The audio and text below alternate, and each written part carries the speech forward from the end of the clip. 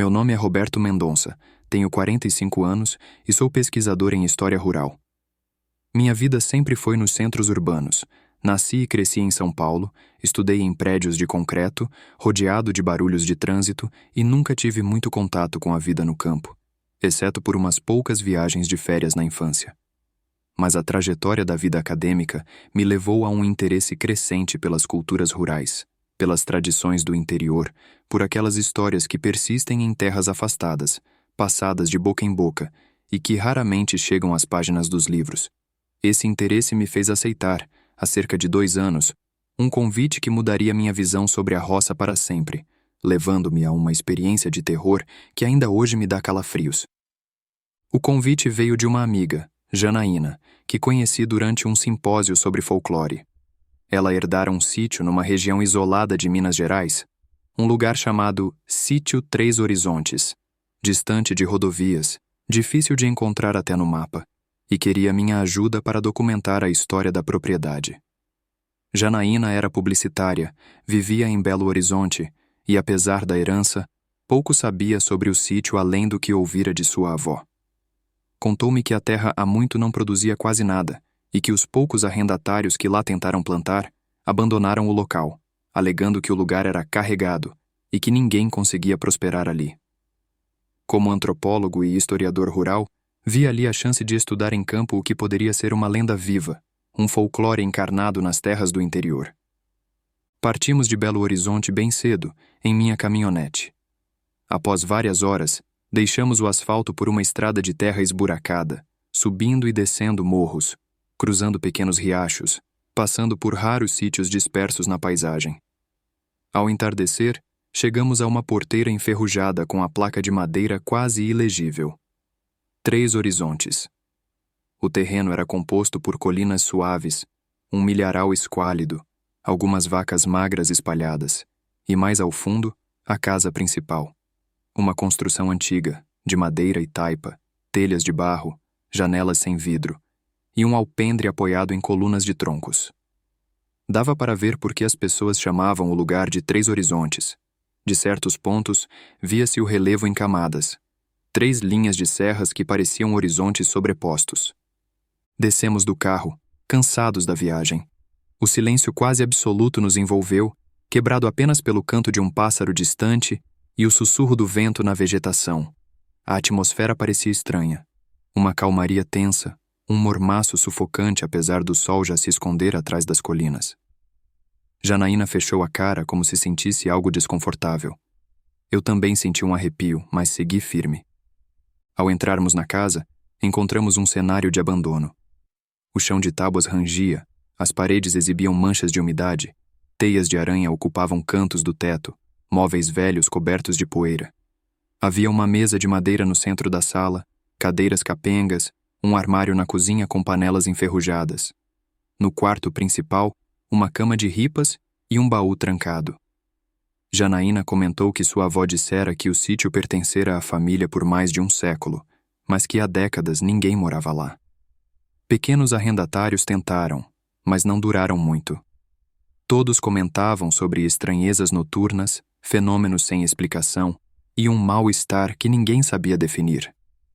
Alguns falavam em assombrações, em vozes na madrugada, em uma presença feminina que rondava o quintal.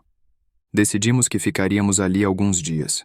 Trouxemos suprimentos, lanternas, uma lamparina, sacos de dormir, e Janaína trouxe um gravador e uma câmera fotográfica para documentar tudo. Minha meta era entrevistar moradores da região no dia seguinte, descobrir o passado do sítio. Naquela primeira noite, apenas organizamos o interior, limpando um pouco da sujeira, acendendo a lamparina ao anoitecer. Comemos pão, queijo e salame, bebemos água e café trazidos na mala. O silêncio era opressor. Lá fora, a escuridão da roça não era apenas ausência de luz, mas um véu denso que cobria o mundo. Nenhuma luz elétrica no vale, nenhum carro, nenhuma voz humana além da nossa. Por volta das 10, Janaína, cansada, disse que iria dormir. Montei o saco de dormir na sala. Ela escolheu o quarto. Eu quis ficar acordado um pouco mais, anotando impressões iniciais. Por volta das 11, ouvi algo estranho. Um assobio longo, finíssimo, tão baixo que quase imperceptível. Apaguei a lamparina e fiquei no escuro, a janela meio aberta para o terreiro. Daquele ângulo, vi a lua meio coberta por nuvens, projetando sombras alongadas da cerca e de uma figueira retorcida perto do curral abandonado. Então, vi um vulto. Uma silhueta feminina, parada ao lado da figueira. Meu coração disparou. A figura parecia alta, cabelos longos caindo sobre os ombros, vestindo um vestido claro. Quando girei a cabeça para apontar a lanterna, ela já não estava mais lá. Achei que fosse minha imaginação cansada. No dia seguinte, acordei cedo e contei a Janaína sobre minha visão. Ela me olhou séria, sem rir. Disse que também dormira mal, teve um sonho estranho com uma mulher cantando uma cantiga triste. Saímos para explorar a propriedade de dia, sob o sol fraco. O milharal era pobre, as espigas pequenas e raquíticas. O pasto não parecia sustentar animais gordos. O curral caía aos pedaços. Não havia horta, pomar quase inexistente, apenas umas goiabeiras rasteiras. Em um canto, encontramos algumas pedras dispostas em círculo, com gravuras indecifráveis. Seria um marco antigo, um símbolo de algum ritual esquecido? Janaína fotografou tudo. Resolvemos ir à pequena vila mais próxima, a uns 15 quilômetros, para conversar com moradores antigos. Pegamos o carro e seguimos a estradinha de terra. Na vila, um aglomerado de casinhas simples, um armazém, uma igreja, encontramos um senhor muito idoso sentado num banquinho. Apresentamo-nos e perguntamos sobre o sítio Três Horizontes, ou fazenda, dependendo de como chamavam. O senhor, chamado Olavo, fez um gesto nervoso. "Vocês estão hospedados lá?" perguntou ele, inquieto. "Aquilo ali não traz alegria a ninguém." Pedimos que contasse mais. Com certa relutância, Olavo revelou que sua avó falava de um crime antigo. A fazenda teria sido erguida em terras antes habitadas por um grupo de agregados e talvez escravos, no século XIX. Houve conflitos entre o dono original e uma moça. Dizem que ela ajudava fugitivos, oferecia comida a quem tentava escapar das garras do patrão. Ao descobrir, o fazendeiro a acusou de bruxaria, pois as colheitas fracassavam inexplicavelmente. Essa moça teria sido morta violentamente, enterrada sem reza, e desde então se fala numa mulher que aparece à noite, sugando a energia da terra, impedindo que gado e plantas prosperem. Olavo não sabia detalhes do nome da moça, ou a data exata, mas disse que ninguém conseguia viver muito tempo ali. Quem tentava plantar fracassava, quem criava gado perdia animais misteriosamente. E todos ouviam o assobio noturno, viam uma figura branca rondando o terreiro e o curral. Voltamos ao sítio carregados de temor e curiosidade.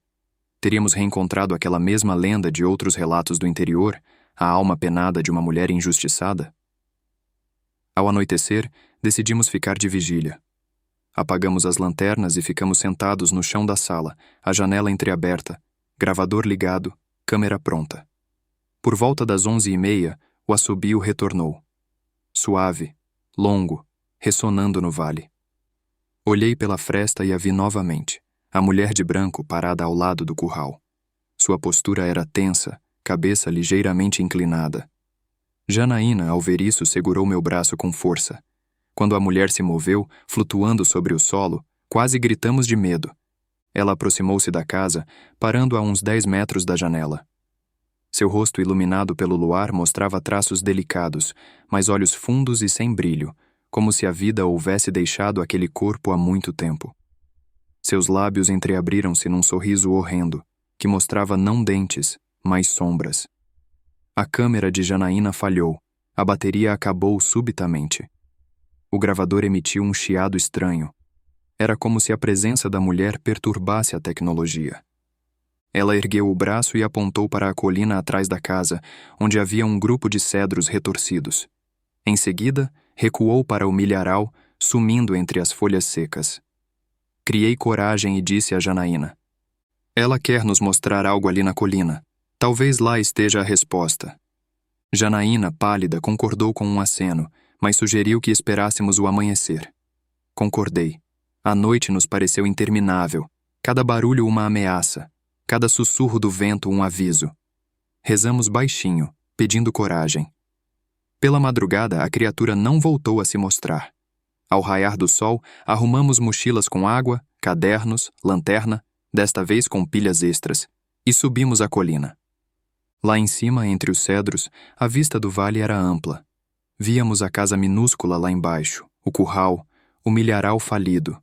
Vasculhamos o solo até encontrar uma depressão estranha, um pedaço de terra mais fofo.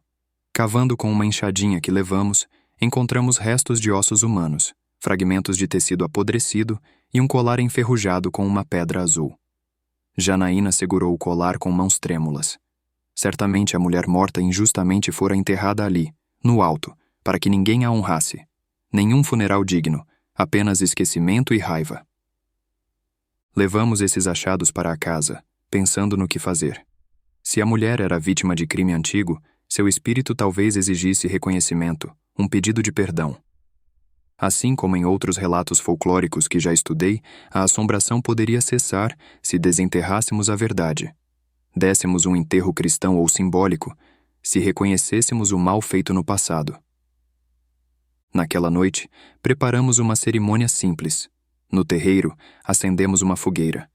Dispusemos o colar, um ramo de flores do mato e uma folha de papel onde escrevi um pequeno texto reconhecendo o crime do passado, pedindo perdão em nome dos vivos e dos descendentes, prometendo dar um enterro adequado aos ossos no cemitério da vila.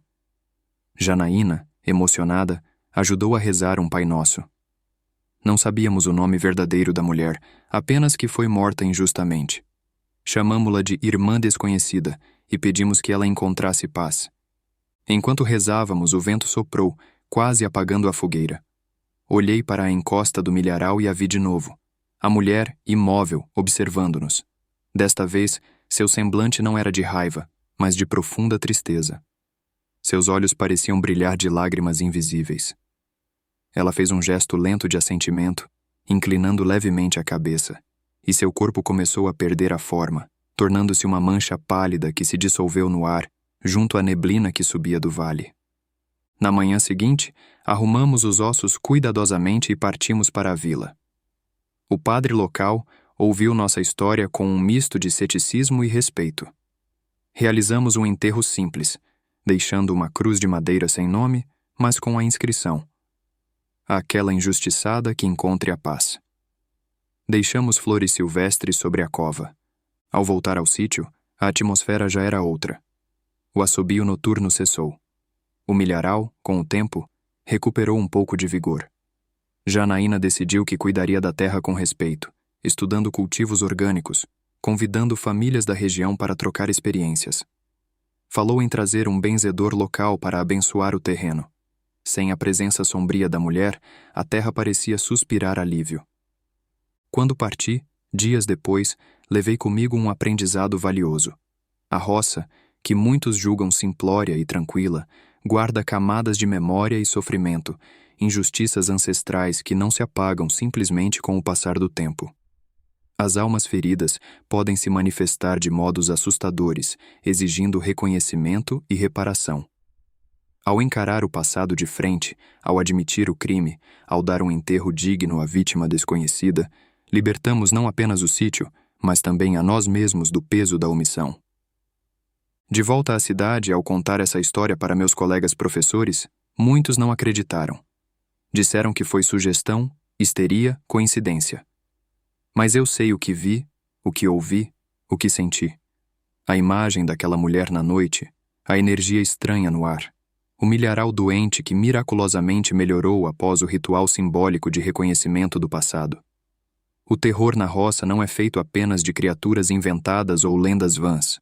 Ele pode brotar do solo fertilizado pela injustiça e pela dor esquecida. E nós, ao reconhecer o trauma e oferecer cura, transformamos o terror em paz. Hoje, quando penso no sítio e em Janaína, imagino o campo florescendo, sem assobios sinistros, sem risadas macabras ao luar. Imagino a terra respirando, livre do fardo invisível que a comprimia. E entendo que essa história, embora assustadora, é também sobre reconciliação com o passado, algo que a roça, com suas raízes profundas no tempo, conhece muito bem.